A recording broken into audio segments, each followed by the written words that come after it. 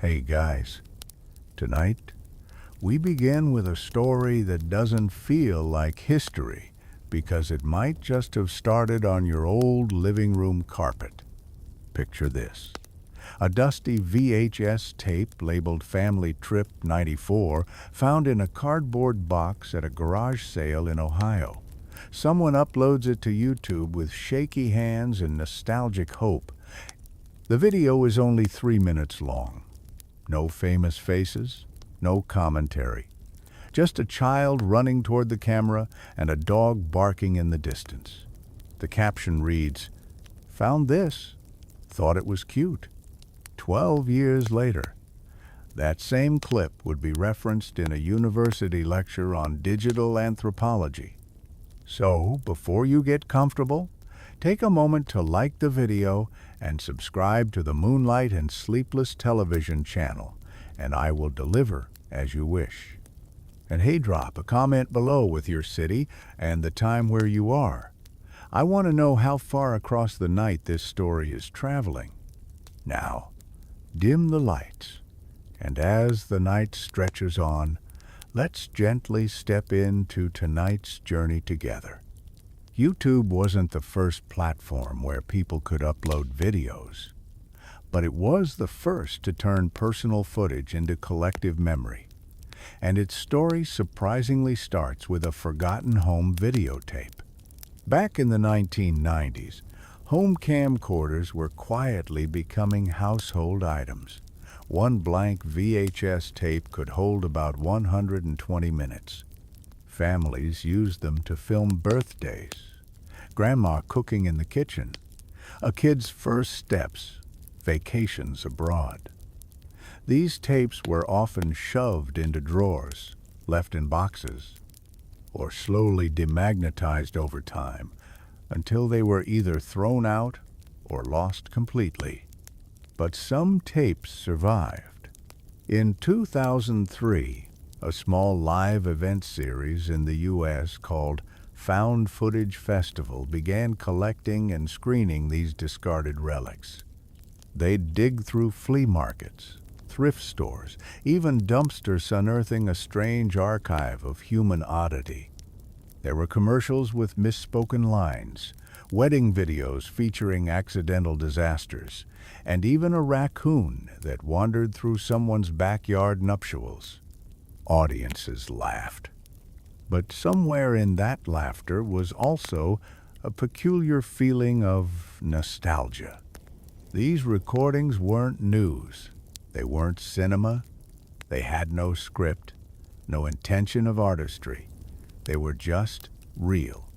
When YouTube launched in 2005, people slowly started uploading these VHS bits. Some had no titles. Some were recorded straight from a television with a digital camera. At first, no one really cared. Until, quietly, a few historians began to notice, these aren't entertainment. These are the textures of time. One such clipper, 1,988 family Christmas shows, kids in thick sweaters, a metal-trimmed television cabinet in the background, and a father fiddling with a Kodak camera. That blurry video became core material in a research paper about middle-class American consumer habits in the late 20th century. Where words failed, video became a second kind of history book.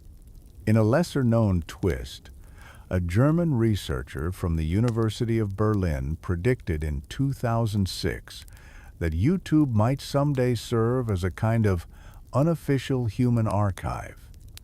At the time, the academic community largely dismissed. Some even laughed at the idea as naive speculation. And yet, today, that prediction has quietly come true. Over 500,000 hours of video are uploaded to YouTube every single day, documenting languages, traditions, conflicts, disasters, routines, meals, and birthdays from every corner of the world.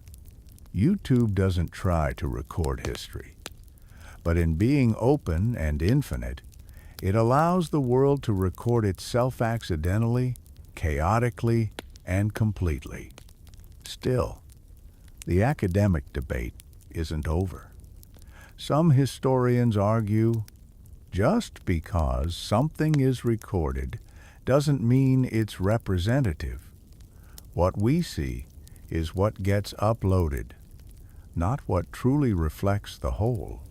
They worry that YouTube's time capsule is deeply bias-shaped, not by intention, but by trends, algorithms, and sometimes even censorship. A video that survives online isn't necessarily the most truthful, just the most watched or the most lucky. It's like remembering a decade not through its lived reality, but through the photo that made it onto the cover of the album. And yet, despite its chaos, YouTube has eroded the old boundary of who gets to write history.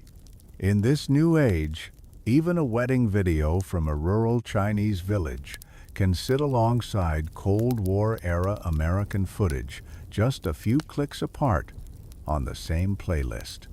This leads to a quietly astonishing thought. If these recordings become the primary documents future generations study, then we, unknowingly, are helping write a new kind of global chronicle. So, the next time you stumble upon a blurry family trip video, or a stranger's graduation speech from 2007, or a handheld recording of a subway ride, you may be standing at the gates of a digital museum. It just doesn't have a plaque or a curator. Its name is YouTube. The year was 2005.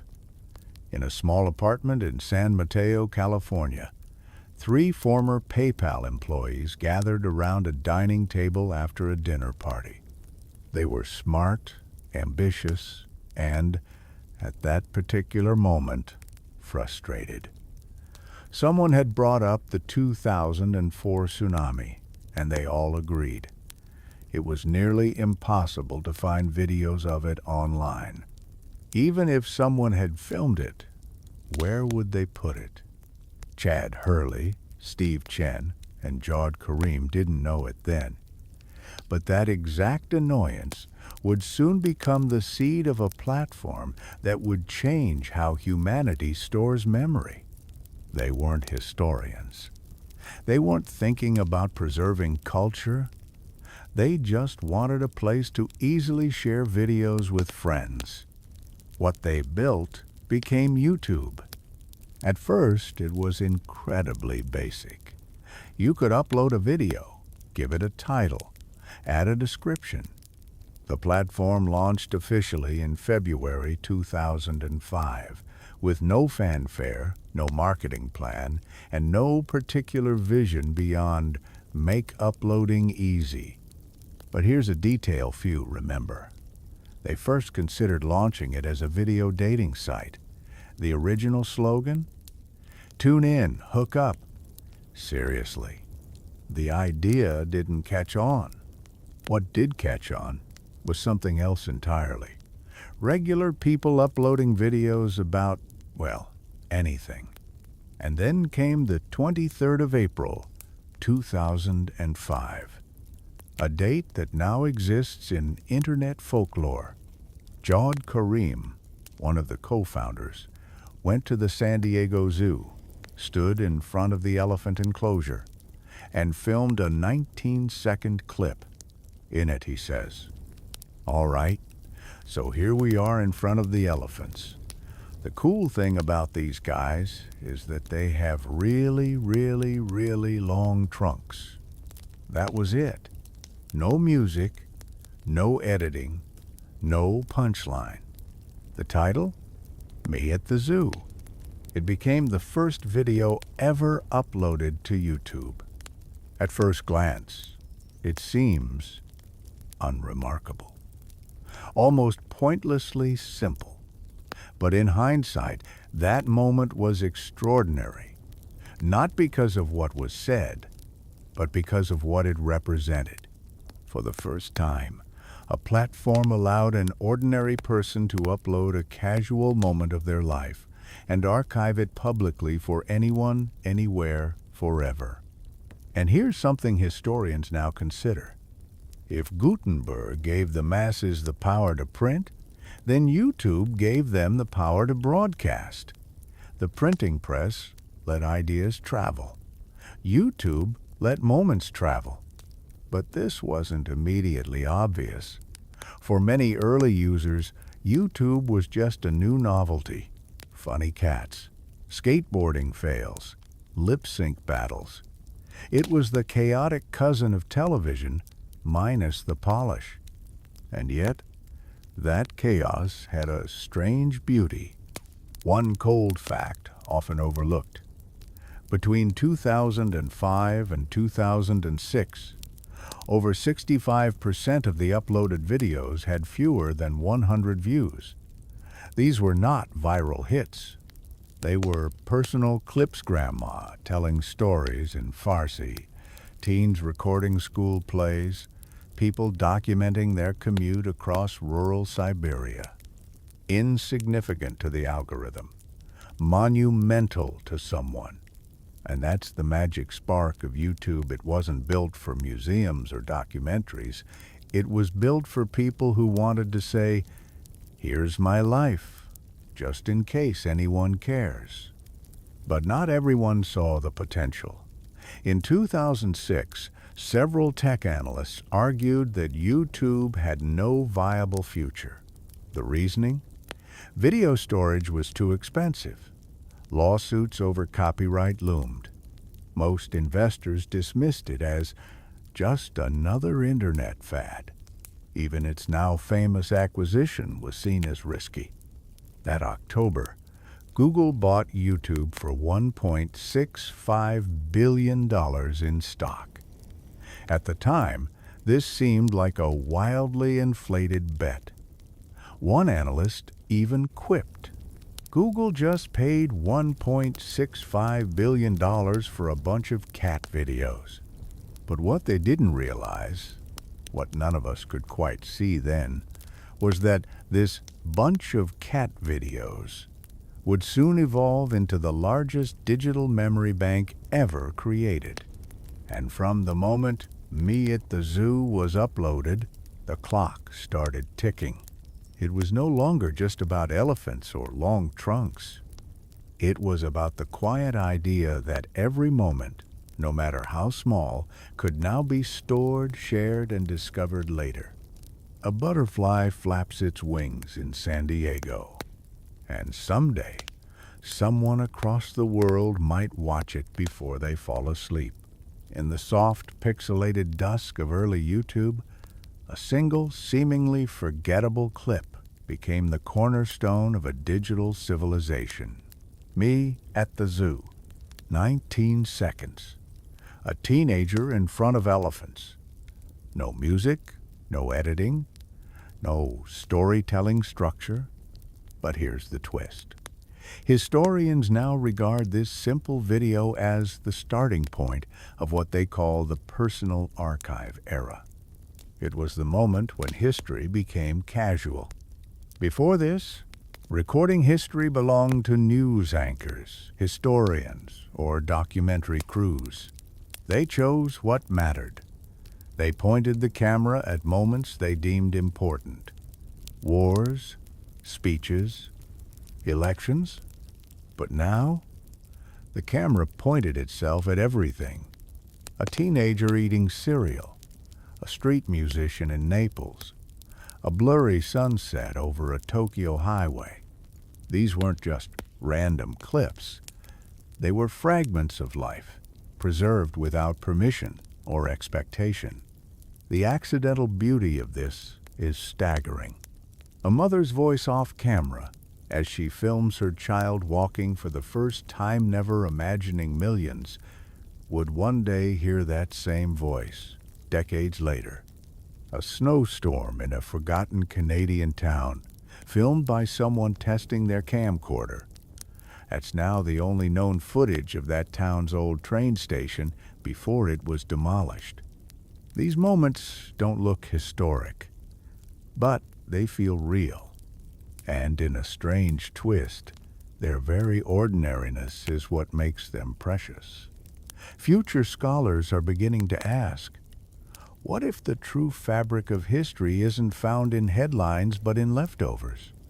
Academic circles are still wrestling with this. One camp sees YouTube as a gold mine of anthropology raw, unfiltered, uncurated.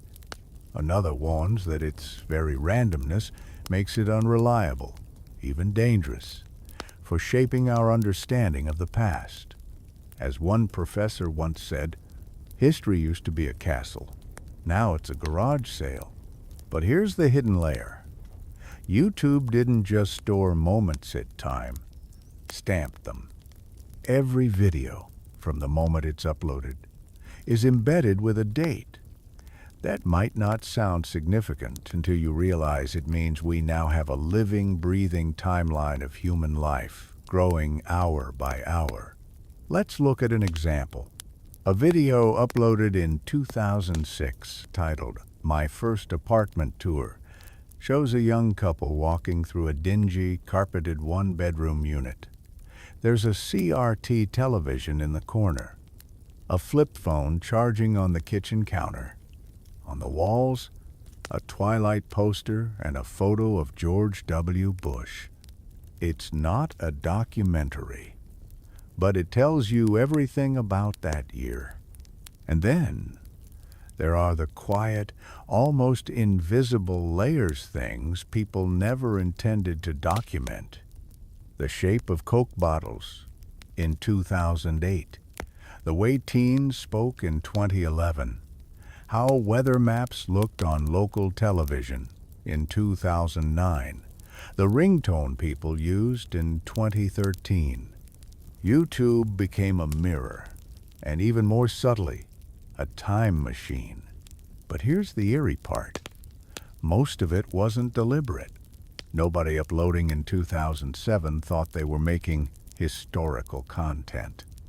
But their videos are now being studied in universities, mined by machine learning researchers, and used in reconstructions of social behavior during the early internet age. That leads to one of the most fascinating tensions: intentional history versus accidental history. The pyramids were built to be remembered. A birthday vlog? Never meant to last. Yet the vlog may teach us more about how people actually lived, talked, dressed, and thought. And that realization rewires something deep in how we understand memory. It raises an unspoken question. Are we recording life, or is life recording itself through us? Of course, there's no single answer. Some scholars embrace this flood of footage. Others remain cautious. We're not just archiving reality, one historian warned. We're archiving performance.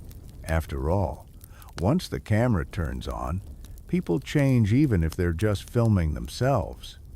But still, buried beneath the layers of performative smiles and awkward angles, the raw details remain.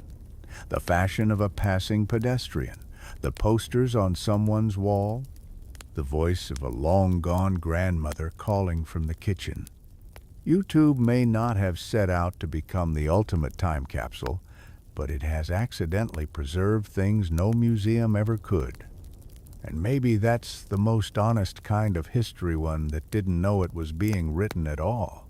There was a time ago too long ago when preserving history meant stacks of paper, archival rooms, and controlled humidity. Scholars would sift through faded documents, trying to piece together how people lived, thought, celebrated, or mourned. But quietly, almost unnoticed, something began to shift. YouTube wasn't just hosting viral videos. It was becoming a living archive of the human experience. Not because someone planned it that way, but because everyone kept uploading. At first, the uploads were silly, scattered, pets, pranks, pixelated dance routines, but around 2007, something subtle happened. People began filming things that felt bigger. A parade in Manila, a protest in Tehran, a funeral in a small Russian town. These weren't professionally produced. They were handheld, shaky, and imperfect. But they were real. And more importantly, they were time-stamped. This quiet fact turned YouTube into something far more profound than anyone predicted. A global, decentralized, non-linear history book, written not by historians, but by all of us. Unlike libraries or archives curated by institutions, YouTube had no filter.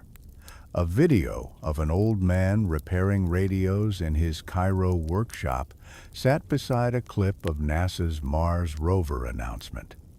No hierarchy, no editor, just layers and layers of the human timeline uploaded every second. And so began what some digital scholars now call the post-curation era. In traditional history, you have experts choosing what to preserve. With YouTube, preservation became accidental democracy. You filmed it, it exists. Maybe no one sees it, maybe it goes viral. Either way, it's there waiting. Let's take an example. In 2010, someone uploaded a video titled "Grandpa Tells His War Stories Again." It only got a few hundred views. The audio is hard to hear, but within that clip, he casually mentions a specific Soviet base in 1944, one that, until then, was considered undocumented by Western historians. Now that video is referenced in at least 2 published papers. This is where YouTube's magic emerges. It's a repository not of what we knew was important, but of what turned out to be. Sometimes, history sneaks in through the side door.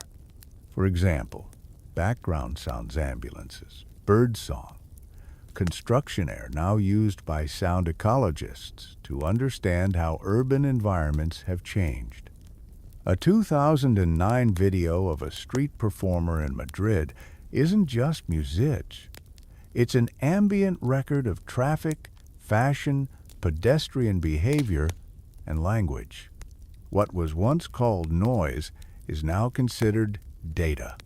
One particularly fascinating corner of YouTube is the growing phenomenon of retro uploads, people digitizing old VHS tapes, 8mm films, or reel-to-reel home movies and uploading them, not for fame, but for rescue. Imagine a wedding video from 1976 in color-sapped Super 8 film uploaded in 2023. There's no narration, just footage of smiles, dresses, hugs. A granddaughter might stumble across it by accident. A historian might spot the design of the chairs and recognize a forgotten regional style. Without YouTube, that footage might have died in an attic. There's a term some archivists now use: folk memory capture. It describes this grassroots preservation movement, people saving pieces of their lives or their parents' lives because it feels right, even if they can't explain why. But this raises a strange tension. If everyone becomes a documentarian, then who decides what matters? Some experts worry this overload makes it harder to preserve actual history. With billions of hours of content, how do we find the footage that counts? As one digital anthropologist put it, we are drowning in memory, but starving for meaning. That debate is still raging. Some call for better curation tools. Others believe the chaos is the point that history should be messy, that meaning comes later. After all, a scroll through YouTube today is like stepping into a vast bazaar of memory. You don't know what you're looking for until you find it. And maybe that's what makes this archive unlike any before it. It's not stored in a box. It's scattered across servers, waiting for someone to search. Old Street Sounds 1995. Grandma teaching bread recipe. Lost mall footage from the 80s. No one planned for YouTube to hold our memories. But now, it holds millions of them. And every upload is a quiet act of time travel. It started with cat videos. Then came piano covers, skateboarding accidents, weddings, babies' first steps. But within just a few years, YouTube's casual, personal world collided with something far larger: global uprisings, revolutions, and real-time history unfolding before our eyes. In 2010, a fruit vendor in Tunisia set himself on fire in protest of government corruption. His act sparked a wave of demonstrations across the Arab world, a movement that would soon be known as the Arab Spring. And while many watched this unfold on the news, something remarkable was happening in the background. YouTube became the battlefield's witness. Young protesters in Egypt, Libya, Syria, and beyond didn't rely on press agencies to tell their stories. They filmed on shaky smartphones. They narrated as bullets flew. They uploaded from rooftops, basements, and streets thick with tear gas. It wasn't always clear, or even legal, but it was happening in real time and to everyone. A clip of protesters filling Tahrir Square didn't just show a crowd. It became part of a global moment of empathy and tension. People in completely different countries, scrolling through YouTube in their pajamas, were suddenly watching history not as a finished documentary, but as a raw, unfolding truth. That kind of immediacy was new and disruptive, because, for the first time, you didn't need a press pass to report history. You just needed a phone and courage. But this is where things get complicated. Scholars and journalists have debated fiercely. Is YouTube a force of liberation or manipulation? Some hailed it as the ultimate democratizer, giving voice to people who had long been silenced, showing the world what authoritarian regimes tried to hide. Others warned that these videos were contextless, easy to misinterpret, vulnerable to propaganda, or even staged. As one media studies expert noted, the camera doesn't lie, but it doesn't explain either. Still, in country after country, activists used YouTube as both a megaphone and a mirror. The Syrian civil war is perhaps the most haunting example. With foreign journalists barred from entering, much of the world's understanding of that conflict came from YouTube uploads, many shot by teenagers, rebel fighters, or terrified civilians. And here's something chilling. Thousands of those videos were later used as evidence in war crime investigations. Not by governments, not by the United Nations, but by citizen archivists, independent researchers who combed through YouTube to preserve what would otherwise be lost. That's when the world realized YouTube wasn't just documenting our lives, it was preserving justice. But with that power came risk. In 2017, YouTube began receiving pressure to remove violent or sensitive content. Entire channels documenting war zones were taken down, not for political reasons, but due to algorithmic rules that couldn't distinguish between a propaganda video and an eyewitness account. Thousands of videos, some of them the only public record of a crime or atrocity, disappeared overnight. This created a crisis. Scholars and human rights groups pleaded with YouTube, "You're deleting evidence. You're erasing history." To this day, the debate remains unresolved. Who decides what deserves to stay? What happens when history violates community guidelines? And what of the psychological cost?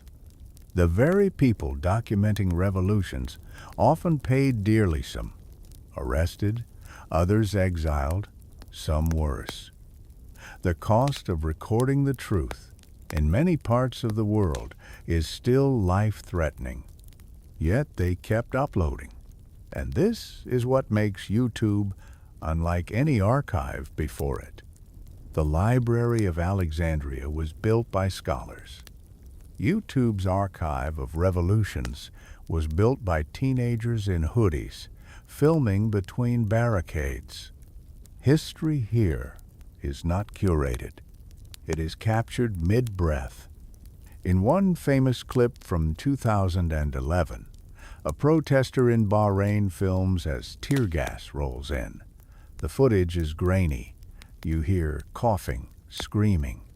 And then, as the camera swings upward, you see something unexpected. Birds flying overhead, silhouetted by a street lamp.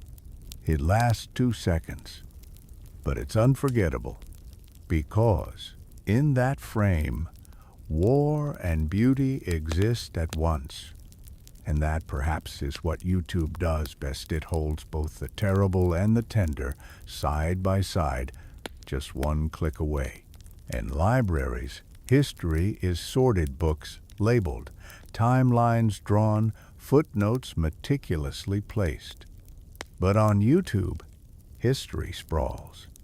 It doesn't sit quietly on shelves. It moves, it loops. It's paused, skipped, rewatched, and remixed. And one of the strangest things to emerge from this chaotic archive is the idea that you can now explore history like a playlist.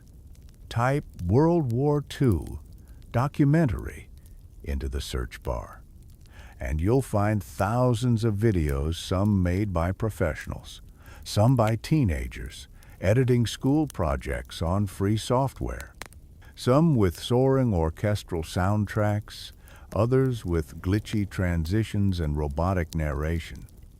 But they're all there, stacked in the same digital aisle. And yet, it goes deeper than just organized videos. Because more and more, YouTube is not just a collection of history, it's how we learn it. In classrooms, teachers pull clips from history channels, virtual reenactments, or restored black and white footage with AI-colored clarity. Students build presentations with links to vintage newsreels or family oral histories uploaded by strangers across the world. Learning history no longer starts with textbooks. It starts with the recommended bar on the right-hand side. And here's the curious effect. When history is fed to us in video form, it changes not only what we learn, but how we feel about the past. A grainy clip of a woman walking down a 1930s New York street, her coat swaying, traffic rumbling, people brushing past us, no narration, no music. But somehow, it can feel more real than an entire chapter in a textbook. Why? Because it's alive. Because it moves. Because in those few seconds, we are not reading about the past, we are inside it. This emotional connection is something historians have long sought but rarely achieved through paper. It's one thing to read that the Berlin Wall fell. It's another to watch a father lift his child over the rubble, surrounded by cheering strangers. And YouTube lets us do that. Not once, not in one language, but thousands of times, from every angle, uploaded by every kind of person imaginable. It has become, in a sense, a multi-perspective time capsule. But of course, this raises questions. Who's uploading these videos?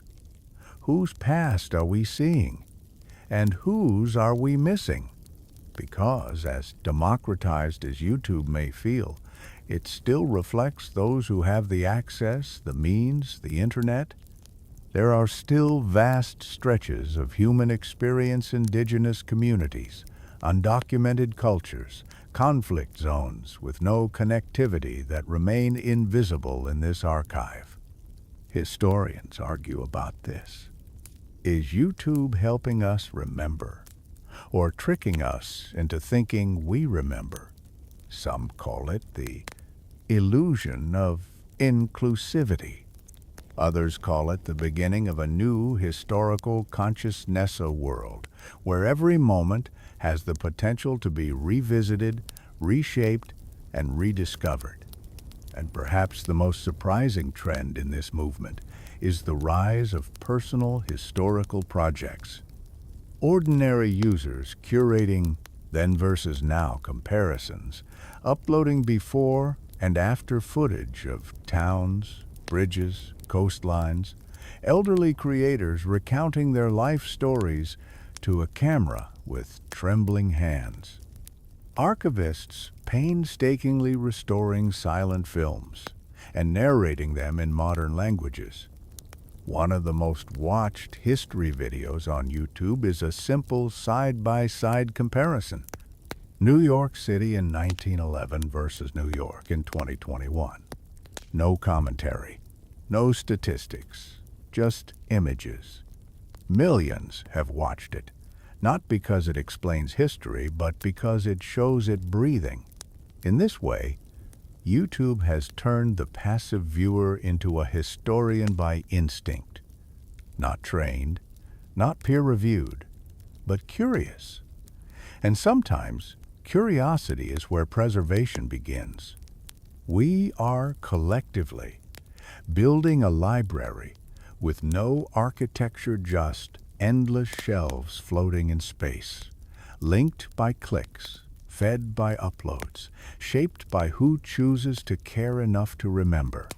And like a playlist you stumble into late at night, one video leads to another, and suddenly you've slipped into a world that feels lost and somehow still alive. Not everything on YouTube is new.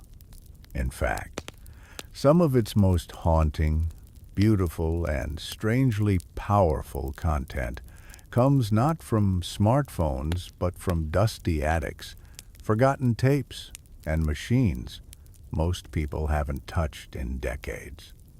There is a whole quiet movement online, often unnoticed, built by people who digitize lost footage home movies, analog broadcasts, school plays, weddings, vacations from the 70s, even old mall commercials. These aren't viral. They don't trend, but they survive. And that might be the most important thing of all. Imagine this. A user in Illinois finds a box of VHS tapes at a garage sale. The labels say things like Christmas 1989 or Janine's graduation. Instead of throwing them away, he buys a used VCR, digitizes the tapes, and uploads them to YouTube under a channel called Found Tapes Archive. No monetization, no commentary, just raw footage, quiet moments, forgotten faces. A little girl on a swing, a mom putting out birthday candles, a grandfather adjusting his tie in the mirror. There's no backstory, no context, but millions of people watch. Some comment, some cry, some think they see their cousin in the background. In the age of constant content, these videos feel like time portals, uncurated, unstaged, utterly sincere. Historians have started calling this kind of footage accidental ethnography, an unintentional but deeply valuable look into the lives of ordinary people. The clothes they wore, the way they moved, what cars sounded like, what refrigerators looked like inside. And the people who upload these treasures? Often they're not professionals. They're rescuers of memory. There's a woman in Tokyo who digitizes old 8mm family films she buys at estate auctions. A teenager in Sao Paulo who collects discarded mini-DV tapes from electronics recycling centers. A retired teacher in Minnesota who uploads 1970s classroom footage from his school district's archive, scene by scene. They're not looking for views. They're fighting against forgetting. But there's a strange twist to this act of preservation. Many of these videos don't belong to the uploader. They belong to someone, but no one knows who.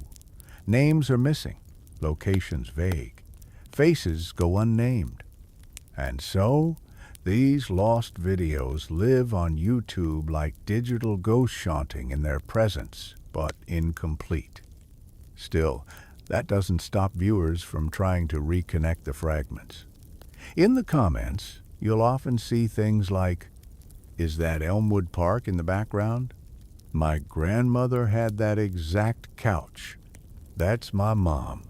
I'm 99% sure. Oh my God." These accidental reunions happen more often than you'd think. In 2018, a man in Sweden stumbled upon a video titled Old Cruise Footage 1993 and realized it showed his parents, who had died over a decade earlier, laughing at a dinner table on their honeymoon. He had never seen them like that before. That video, unknowingly, became the only surviving moving image of them together. These are the moments that define YouTube as more than just a platform. It is a place of return, a vault of images not organized by logic, but by hope. But this all raises a quiet, unresolved question. What happens when no one remembers the people in the footage? Is a birthday still a birthday if no one remembers whose it was? Is a laugh still sacred when its source is forgotten? Philosophers might say memory requires a witness. But on YouTube, the witness can be a stranger, a late-night viewer, a researcher. You. There is a melancholy beauty in that, a reminder that even forgotten lives can still echo, if only through a flickering video, 360p resolution, uploaded from someone else's attic. And while academic historians continue to debate the credibility of such footage, is it representative? Is it authentic? Who owns this memory? Ordinary users continue to do something extraordinary. They click upload without fanfare, without knowing what it might mean, but somehow sensing that it shouldn't be lost. Every archive has its flaws, but when the archive is alive, ever expanding, and open to everyone, the flaws begin to ripple outward in unpredictable ways. YouTube, for all its beauty as a human time capsule, also contains a tension that's hard to ignore. When everyone can record history, how do we know what's real? The same platform that preserves lost weddings and forgotten protests is also filled with misinformation, deliberate hoaxes, deepfakes, and staged reenactments. And the line between what's genuine and what's performative? Often, it's blurry at best. Take this. In 2012, a video titled Ghost Town in Ukraine gained attention for showing a man exploring an abandoned village said to be evacuated after Chernobyl. It was eerie, silent, haunting. People believed it. Historians referenced it. But later, someone recognized a street sign in the background. It wasn't Ukraine. It was a suburb outside Prague, filmed as a creative project for an art class. No malice intended, but the story took on a life of its own. YouTube doesn't verify memory. It hosts it. And that's the problem. Or maybe it's just the cost of this new form of memory keeping. Digital archivists now use a term, memory distortion drift. It refers to the way content, once uploaded and passed around without context, slowly changes meaning not because anyone edits it, but because we forget its origin. A video labeled Vietnam 1972 might actually be from Laos in 1975. A home movie from a Detroit block party in 1983 might later be misattributed to New York City, then shared as Classic Brooklyn. It seems harmless. Until, years later, that clip is shown in a classroom or embedded in a documentary. The caption becomes the history. Some historians have sounded the alarm. If YouTube is our collective memory, then who's curating the truth? And perhaps even more troubling, what happens when that memory is optimized for engagement, not accuracy? Because YouTube is not neutral. Its algorithms are designed to promote what's clickable. That means titles that are sensational, thumbnails that are dramatic, stories that spark emotion even if they stretch the truth. In that ecosystem, a heartfelt home video might be buried beneath a dozen manipulated vintage compilations or AI-generated restorations that never actually occurred. And still, people watch, people believe. Here lies the paradox. YouTube is preserving more human history than any other platform in existence, and it's also eroding the trust we place in recorded memory. Take the rise of fake old footage videos made with editing tools that simulate age. Film grain, sepia tone, vintage filters. Some creators even fabricate moments that never happened, passing them off as 1960s street scenes or 1980s commercials. Many of these are artistic, playful, but some slip into the timeline like stray puzzle pieces that don't belong and no one notices. What's worse, real videos sometimes vanish, deleted by the user, removed by YouTube's automated systems, blocked due to Copyright Claim 7.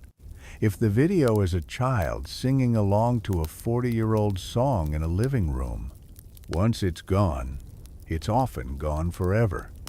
No backups, no public archive, no way to prove it ever existed. And in those moments, we confront a strange and modern kind of grief, not for a person, but for a video. A glimpse, a feeling that once was there and now can't be retrieved. Digital historians call this temporal erosion, the quiet disappearance of the very things we assumed would live online forever. So we ask again, who guards this memory? YouTube's engineers? Its users? The machines that scan content for violations? There's no easy answer. But maybe the better question is, should memory be guarded at all? Maybe what makes YouTube powerful isn't its accuracy, but its humanity, its messiness, its contradictions. Because even in a platform filled with fake dates and broken links, real moments still surface.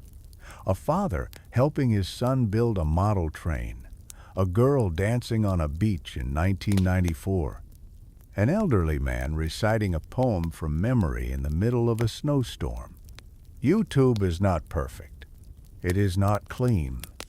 But perhaps that's why it's true. We often think of memory as something we can always return to. But digital memory, especially on YouTube, isn't quite so permanent. For every nostalgic home video or rare historical clip uploaded, another quietly vanishes. Sometimes it's sudden. Sometimes it's subtle. A broken link, a private account, a video unavailable screen where a moment once lived. This isn't just technical decay. It's something deeper. It's the unsettling reality of digital disappearance, a process some now call the vanishing archive. You see, YouTube videos are stored on servers, but servers fail, rules change, copyright flags get triggered, accounts are suspended voluntarily or not. A single policy update can sweep through and erase thousands of videos in one night, with no human review, no warning, no goodbye. Take the case of Digital Iran, a small channel that documented daily life in Tehran throughout the 2000s. Quiet walks through city markets, family picnics, taxi rides. For years, it was used by researchers to study urban development and cultural change. Then, in 2021, the account vanished.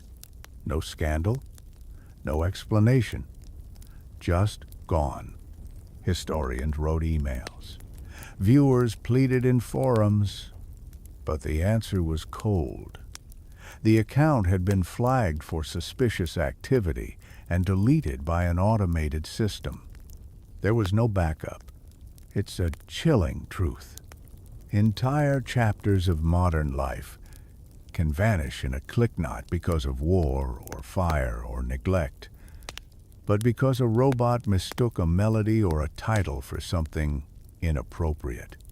This is what some call algorithmic amnesia. It's a problem unique to our time. In the past, lost history meant torn pages or broken film reels. But today, it can happen invisibly, by design. No ashes, no remnants, just an absence. And here's the strange part. We rarely notice it happening until we try to find something that's no longer there. That wedding in 1987 you bookmarked but forgot to download. That protest clip you remember watching at 3 a.m.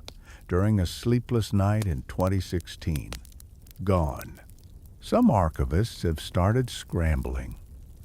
Volunteer projects like the Internet Archive and others now try to scrape and save as much YouTube content as possible. Not just the popular stuff, the obscure uploads, the forgotten fragments, the 5-view videos with no tags. Because they know what seems meaningless today might be invaluable tomorrow. But even these efforts struggle. YouTube's terms of service limit large-scale downloads.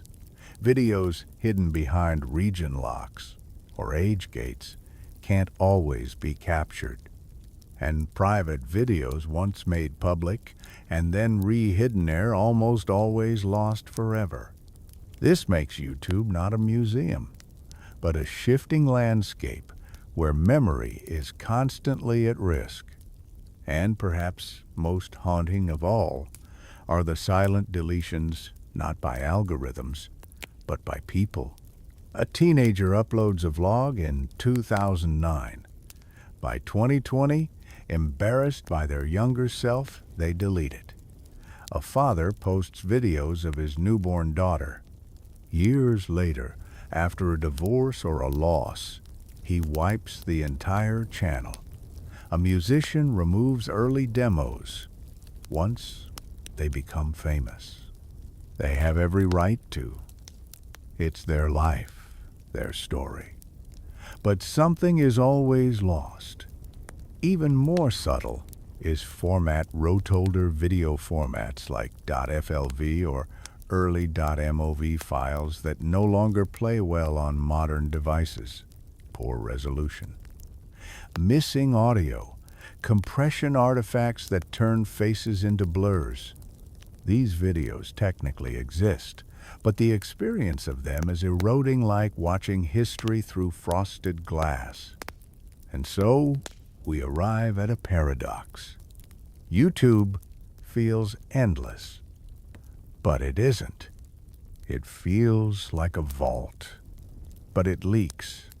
For all the power of digital archiving, there is no guarantee that the video you watch tonight will still be there next year, or next month, or even tomorrow. That's why every upload is, in its own way, an act of defiance against forgetting, against silence, against the invisibility that time so often imposes. So the next time you watch a quiet clip, maybe a father reading to his child, a grandmother showing how she makes dumplings, a snowy street in 1993, remember this. You may be the last person to ever see it. And that makes you not just a viewer. You become a witness. Some videos go viral. Others disappear. But a small, powerful group lives somewhere in between, quietly surviving, not because people search for them, but because YouTube's algorithm chooses to remember them. It's a strange idea. A machine deciding which pieces of human memory rise to the surface. Welcome to the world of algorithmic remembrance. When you scroll through YouTube, the recommendations feel personal, tailored, almost intuitive. But behind that friendly homepage lies a vast, evolving systemone that studies your clicks, your pauses, your replays, and even your hesitations to predict what you might want next. It's not curating the best, it's curating the most engaging.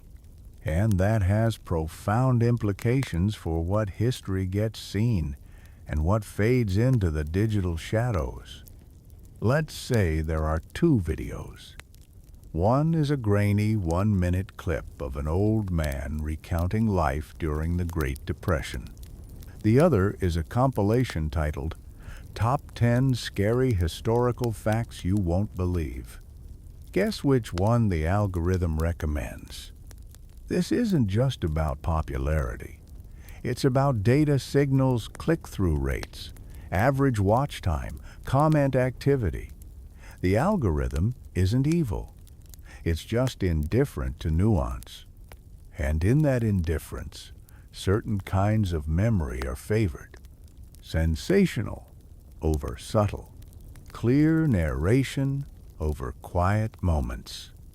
Sharp thumbnails over shaky family footage. As a result, the digital memory of humanity starts to tilt not toward truth, but toward attention. Researchers have begun calling this the selection effect of memory platforms. It's the idea that what we remember collectively is increasingly shaped not by importance, but by visibility. A quiet 1970s cooking tutorial from a rural Japanese grandmother may exist, but it won't surface unless someone stumbles upon it. Meanwhile, a re-uploaded, dramatized, AI-narrated version might top the search results for traditional Japanese cooking. So which becomes the definitive version? This is where the line blurs. Are we watching history or an optimized imitation of it? One example is particularly telling. A 2007 video titled Bus Stop Brooklyn 1989 sat unnoticed for years. No music, just a static shot of strangers waiting for a bus, background chatter, fashion. cold breath in winter air. Then, in 2022, a channel re-uploaded the same clip with filters, music, and a new title. Pove Nice in the 80s, when life was slower. It went viral. Same footage, different frame. Some viewers felt moved. Others felt manipulated. And historians? They debated which version people would find in the future and whether the original would even survive the tide. That's the risk. When algorithms decide what's valuable, truth becomes a matter of performance. But here's where it gets more surreal. The algorithm is also training on us.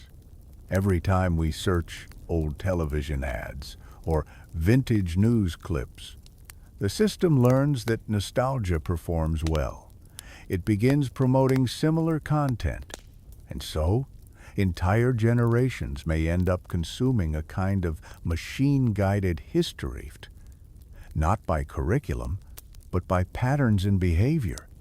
As one scholar put it, we are shaping the archive by the way we drift through it.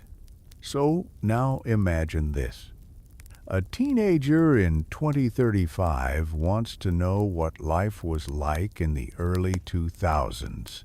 They search life in 2005. What they find isn't a library of balanced, diverse footage. It's the result of a decade of clicks other people's tastes, habits, biases all, invisibly steering their learning. It's a feedback loop. We choose. The algorithm learns. Then it chooses. And we learn what it serves. So is YouTube still a time capsule? Yes, but one that's being quietly reorganized by invisible hands. This is why some archivists have started creating manual playlists, curated lists of historical footage with real dates, verified sources, and minimal interference. It's a small push against the tide, but it matters. Because if we don't intervene, there's a risk that the most watchable version of history will become the most remembered, and the quiet truths will sink beneath the algorithmic waves. Still, there's hope in that chaos. Because sometimes, against all odds, a quiet video slips through the cracks and finds its way to millions. A 12-second clip of an elderly woman brushing her cat in 1991. No music, no voiceover. It trends. No one knows why. But maybe, just maybe, the machine remembered something human. A video doesn't need to be extraordinary to matter. In fact, some of the most important ones on YouTube look like nothing at all. A teenager filming their morning routine in 2007, a quiet bus ride through Kuala Lumpur in 1996, a home tour recorded for fun, never meant for anyone beyond the family group chat. But look closer, and you'll realize these aren't just personal moments. They're unintentional blueprints of a vanished world. YouTube, without even trying, has become a massive archive of cultural texture, the background details that formal history often forgets. The hum of a refrigerator in a 2004 kitchen. The click of heels on pavement in an early 90s mall. The posters on the wall of a teenage bedroom in 2010. None of these things are the focus of the video, but they're all there, accidentally captured, permanently preserved. And these invisible layers are now being studied by linguists, by urban planners, by sociologists, musicians, sound historians, fashion researchers. It's called ambient archiving, the idea that every unremarkable YouTube video is, in fact, an unintentional documentary, not because of what's in the foreground, but because of what hums just beneath it. Take, for example, a clip from 2006, a college student recording a dance routine in her dorm room. In the corner, a landline phone. On the bed, a Nokia 6600. The television, an old CRT playing Friends reruns. No one meant for this video to show us what dorm life looked like at the time, but it does. More accurately, even, than any news report. And this effect multiplies across geography. A walk through an open-air market in Ghana.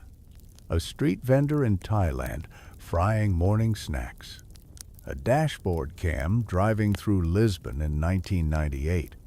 YouTube becomes not just an archive of people, but an archive of places, sounds, accents, architecture, and weather. History isn't just written with words. It lives in the hum of neon, the rustle of a plastic bag, the beep of a subway gate. Sound historians, in particular, have latched on to YouTube. What started as casual recordings of street musicians or school talent shows are now being cataloged to track how ambiance itself evolves. The echo in a building, the pitch of car horns, the decay of certain musical styles. Even silence has texture. And here's something even stranger. YouTube has preserved more endangered languages than most academic institutions. Buried in family vlogs, rural weddings, and birthday parties, you'll find dialects that have fewer than 1,000 living speakers. Some have no written form. But now, somewhere in a 10-minute video with a shaky intro, their voices live on. In fact, linguistic scholars have begun building databases from YouTube upload string to map vowel shifts, cadence patterns, regional idioms, all from videos that were never made with scholarship in mind. That's the secret. Nobody planned this. Nobody said, let's build the largest ethnographic sound library on Earth. It just happened. Because people recorded their lives. But not everyone agrees on what this means. Some academic critics are still skeptical. They argue that these videos are too messy, too biased, too informal, that without metadata, citations, or verification, we can't trust what we see or hear. And yes, some of that is true. But perhaps the point isn't accuracy, it's immersion. These clips don't always tell us why something happened, but they can show us how it felt, what it looked like, what it sounded like. And in a world where so much history is cleaned up, edited down, and rephrased for clarity, maybe it matters to leave the grain, the static, the coughs between sentences. Maybe it matters to see not just the facts of life, but the lives themselves. So the next time you find a video of a random living room from 1999 where a dog barks and a child drops a juice box on the carpet, don't skip. Watch. Because years from now, that might be the only surviving record of what living felt like back then. And maybe, just maybe, someone will thank you for witnessing it. The camera used to belong to the few, but today, it belongs to almost everyone. It's in your pocket. It's in your car. It's mounted on your doorbell. It's hovering in the air on a drone. And because of that, we now live in an era unlike any before. The age of the accidental documentarian. We don't mean to film history.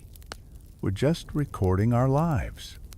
But every selfie, every unboxing, every cooking tutorial might someday become a piece of anthropological gold. Consider this. A teenager in Bogota vlogs their walk home from school, talking casually to the camera. The video isn't about the city, it's about their crush. But in the background, you hear the street vendors, the rhythm of language, the distant music, the architecture, the way traffic flows. 10 years later, urban sociologists are referencing it in a study on youth environments in Latin America. That teen wasn't trying to capture history, but they did. And they're not alone. Today, millions of people record their lives daily, not for memory, but for sharing. They stream, they post, they review, they vlog, and unintentionally, they're feeding a living archive of the early 21st century. From TikTok dance tutorials to YouTube grocery hauls, we are watching ourselves in a way no other generation ever has. But here's the subtle truth. Future historians may care more about our videos than we do. The way we hold a coffee cup, the slang we use, how our faces change when we laugh. These things seem trivial now, but to an archaeologist 200 years from now, they could be the missing puzzle pieces of a forgotten culture. In fact, some historians are already adapting. They're no longer combing through just journals and archives. They're scrubbing timelines, searching hashtags, analyzing frame-by-frame gestures in personal videos. One professor from Oxford now teaches a course titled Digital Diaries and the New Anthropology. Her main source material? Vlogs. Not documentaries. Not news. Just people talking to cameras in their rooms. Because something profound happens when someone films themselves alone. They're often more honest than they are in public. No filters, no masks. Just a person and a lens, maybe a comment section waiting. That unfiltered expression is hard to find in traditional archives. Of course, not all footage is equally valuable. The internet is filled with repetition, performance, parody. But even those layers, fake as they may seem, are still authentic reflections of what people valued, what they feared, what made them laugh. Every era has its myths. Ours just happen to be monetized and set to royalty-free music. But the big question remains, are we filming too much? Is this flood of footage making history richer or harder to find? Digital archivists warn that in a world where everything is recorded, the danger isn't forgetting, it's being overwhelmed. Like trying to find a single handwritten letter in a sea of 4K confessions. And so, new roles are emerging. Curators, contextualizers, human algorithms who sift through petabytes of memory to build something coherent. Because yes, we're all becoming documentarians. But we still need storytellers to make sense of it all. Still, even without that structure, the footage speaks. A father singing to his baby in 2015. A street market in Delhi filmed in first person in 2008. A group of teenagers dancing in a gas station parking lot in 2012, unaware of who they'll become. These aren't just uploads. They're signals broadcast into the future saying, I was here. I felt something. I saw this moment. And that's the magic of it all. We've given memory a voice. And now it echoes, whether we meant it to or not, for all its openness. YouTube isn't without walls. As vast and democratic as it may seem, not all histories are welcome. Some are blocked. Some are blurred. Some never make it online at all. This is the quiet reality of the forbidden uploads, the pieces of the human timeline that are too controversial, too risky, too censored, or simply not allowed to exist in the world of searchable video. Let's start with something simple. Copyright. You'd think copyright strikes mostly affect movies, music, or television shows, and they do. But they also affect everyday people trying to upload history. A grandfather uploads a home video from 1993, just a family BBQ in the backyard. But in the background, a Prince song plays faintly on the radio. The algorithm detects it. The video is blocked in 247 countries. The family can't even share it among themselves. Just like that, a piece of personal history becomes a legal ghost. This happens thousands of times a day. Not maliciously, not intentionally, but automatically. Then there are the state-controlled blocks. In some countries, uploading videos of protests, government misconduct, or even LGBTQ+ content can get you flagged or worse. People film quietly, nervously, often anonymously, and even when they get the footage online, it doesn't always stay. A video of a crackdown in Myanmar, a cultural dance banned in Iran, a news interview from a dissident in exile. These clips vanish without a trace, sometimes taken down by local authorities, sometimes by YouTube's own moderation systems, which often err on the side of caution. It's a difficult line to walk, because YouTube operates globally, but it must follow local laws. This means history can look very different depending on where you're watching from. A documentary available in Canada may be blocked in Russia. A vlog about gender identity may be restricted in dozens of countries. A video about Tiananmen Square might load just fine in Los Angeles, but return an error message in Shanghai. The archive is there, but not for everyone.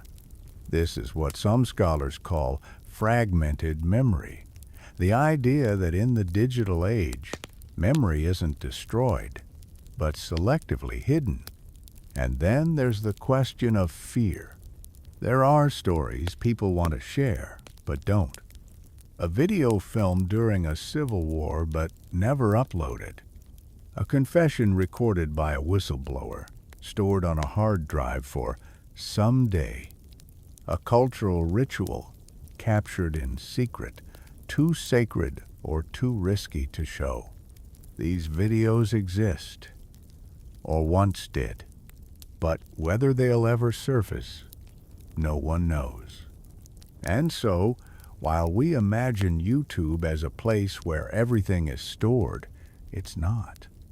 It's filled with silences, gaps, stories that almost were, and ironically, some of the most important moments in human history, the ones most worth preserving, also the ones most likely to be deleted, censored, blocked, or never uploaded at all. That's why independent archivists now work in shadows backing up controversial footage, mirroring sensitive content, encrypting videos before the takedown notices arrive. Some call them activists. Others call them digital outlaws. But their mission is clear: to protect what others try to erase. There's even a term for this: preemptive preservation. It's the act of saving something because you know it might not be allowed to live online. But this raises difficult questions. Who gets to decide what should be preserved? What if someone wants their footage gone forever? What if remembering becomes a violation? In a world of endless upload buttons, the right to be forgotten now sits in tension with the need to remember. There is no easy answer. Only this: not all history fits into a playlist. Some of it lives in exile, in fragments, in private folders. Some of it vanishes before it can speak. And yet, every time someone presses record, Even for a moment, they risk something. They offer their voice to the future, unsure if it will be heard. And maybe that, too, is part of what makes YouTube a strange and sacred place. It contains not just the memories we share, but the shadows of the ones we couldn't. Memory isn't free. Not in the digital world. Behind every video you watch on YouTube, every low-resolution home movie, every digitized news clip, every slice of a forgotten life, there is a real cost. Storage, bandwidth, maintenance, moderation, electricity. We often treat the internet like a cloud that floats above us, limitless and weightless. But that's an illusion. Memory, even digital memory, takes space, energy, and money. As of now, YouTube stores over 800 million videos, with more than 500 hours of new footage uploaded every minute. The infrastructure needed to support that is colossal entire farms of servers, humming in temperature-controlled warehouses across the globe, quietly holding human history on silicon and spinning disks. And those servers? They age, they fail, they burn out. So Google constantly duplicates and relocates content across continents, ensuring redundancy, backing up backups of backups. This digital safety net sounds comforting, but it's not infinite. The hard truth is that preserving the past has a price tag, and it's a price someone has to justify, especially when much of that footage only gets a handful of views, or none at all. A silent Christmas morning in 1992, a blurry parade in a town no one can name, a child's voice, calling to a dog long gone, stored, maintained, protected on machines that cost thousands to run every hour. At some point, companies ask, is this worth it? And that's where things get complicated. YouTube, like any platform, runs on incentives. It promotes what's popular.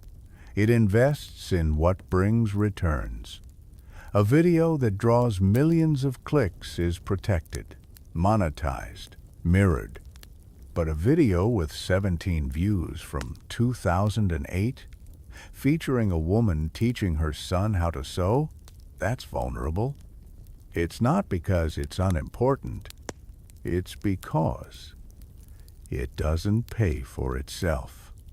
And so begins what digital archivists call attention-driven survival. Only the watched are safe. Even now, YouTube quietly deletes or deprioritizes low-traffic content, sometimes by flagging inactivity, sometimes due to format updates, sometimes simply to free up space. These choices are made by systems, not people. No ceremony, no warning, just disappearance. And this raises a painful contradiction. In an age where we can record everything, we may still lose most of it. Not because of catastrophe, but because of cost-benefit analysis. There are efforts to counter this.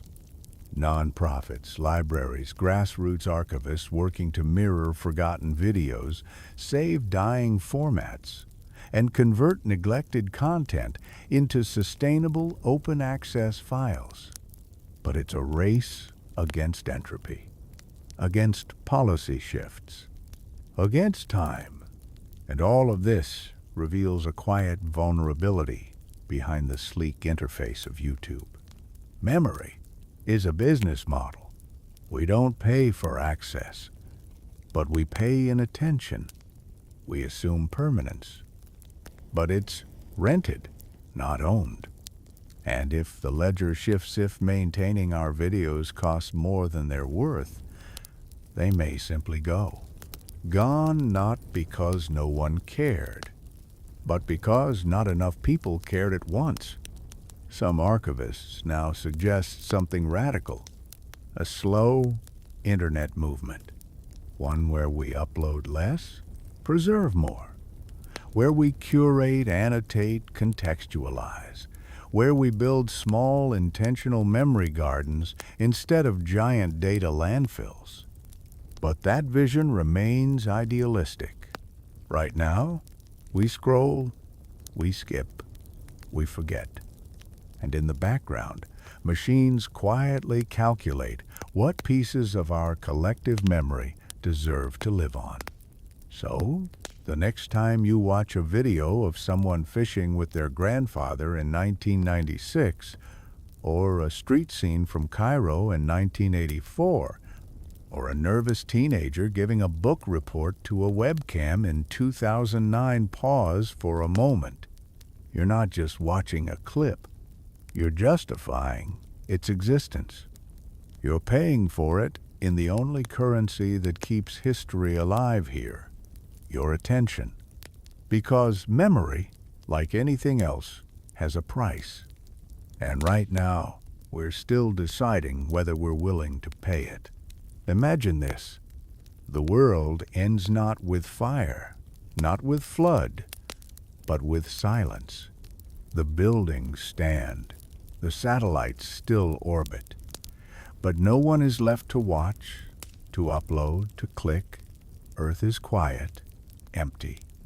Except for the servers, deep underground, in climate-controlled bunkers. A few data centers keep humming. Maybe for months, maybe for years. Inside them, billions of fragments of life spin quietly on drives forgotten but still intact. If another species or an artificial intelligence discovered these servers centuries later, they might begin to piece together what we were, not from books, not from museums, but from videos. They would watch us laugh, sing, cry, burn toast, braid hair, argue about movies, play with cats. They would see our mundanity, our drama, our strange dances and breakdowns. They would see how we aged, how we gestured, how we moved through space. They would hear the tones of our languages, the clinking of our dishes, the echo of our cities at dusk. And they would begin to understand. YouTube became our mirror, not just of what we wanted to show, but of who we truly were. In this way, the platform accidentally positioned itself as the ultimate time capsule, not designed for history, but destined to become it. It's a thought that has fascinated scientists and philosophers alike. One team at a major research institute ran a simulation. If all that remained of humanity were YouTube's archives, how much of our culture could a non-human intelligence reconstruct? The answer was astonishing. Within just 10 years of content, they could rebuild language patterns, social structures, emotional responses, fashion cycles, and even regional humor. Not from curated materials, but from us talking to ourselves. And this is the final, almost poetic paradox of it all. In trying to be seen, we ended up being recorded. In trying to entertain, we documented. In trying to connect, we preserved. We didn't build YouTube as a vault, but we poured ourselves into it. And now, it floats through time and carefully labeled, not fully understood, but real. This archive doesn't have marble walls. It has playlists. It doesn't store emperors and kings. It holds breakfast routines and whispered lullabies. It wasn't built by historians. It was built by everyone. And maybe that's what makes it sacred. Because if a civilization is remembered by what it leaves behind, then we too will be remembered not by monuments, but by moments. A father teaching his daughter how to ride a bike. A woman singing in her kitchen. A child pointing at a rainbow and saying, "Look, these are the echoes we leave. These are the stories we didn't know we were telling. And long after we're gone, someone something might still press play. And now, the night has stretched long and deep around us. We've wandered through forgotten tapes, silent kitchens, crowded streets, shaky hands holding cameras, and the vast, invisible weight of digital memory. You've been floating quietly, patiently through decades of echoes, through the lives of strangers, and the archive they didn't know they were building. Let yourself breathe here. Because while the world rushes forward with new uploads, new algorithms, new noise, this moment is still. Right here, you've paused time. The flickering of old footage, the soft crackle of VHS grain, the distant voices in languages you don't speak, all of it now feels like a dream just before waking. And perhaps that's the wonder of it all. We are dreamers who filmed ourselves, hoping someone, somewhere, someday, might care enough to remember. So if your eyes are heavy now, if your mind is slow and your breath a little deeper, let this final thought drift into you like mist. You are part of this archive too. Your laughter, your routines, your hesitations, and your joys. Someone, someday, might look back not for fame, not for history, but simply to see. And even in sleep, that thought can make you infinite. So rest easy, traveler of memory. Tonight the archive is quiet, and you are already in the dream.